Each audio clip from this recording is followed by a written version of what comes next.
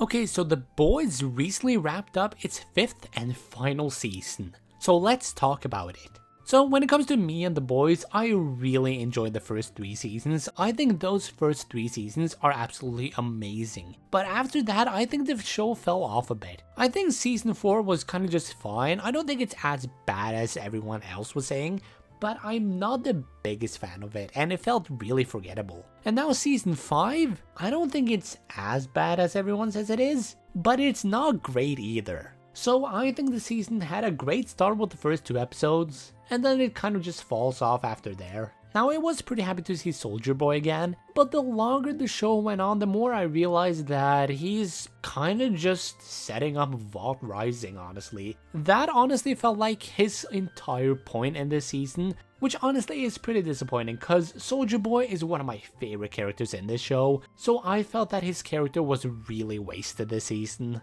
And I feel like a lot of characters weren't really that special this season. Like, of course, Homelander is great as always, and I think Billy Butcher was also pretty great this season. But other than that, I don't feel like anyone else were really that notable this season. Now I will say, I do think the final episode was better than most of this season. Like, I have my problems with the final episode, of course, but I do think it was a fine enough ending. It felt pretty safe, honestly, but I was kind of satisfied with the ending, and especially with how disappointed I was with season 5 as a whole, I was a little pleasantly surprised with the ending. Now I will get into some spoilers here, so you've been warned. So when it comes to Homelander getting the V1, I was really disappointed because they hyped up their V1 and said he was going to become so much more powerful after getting it. And after he got it, he didn't really show off his new powers. He felt like regular old Homelander. Hell, he felt even weaker sometimes. Like in the final battle, I did kind of enjoy it,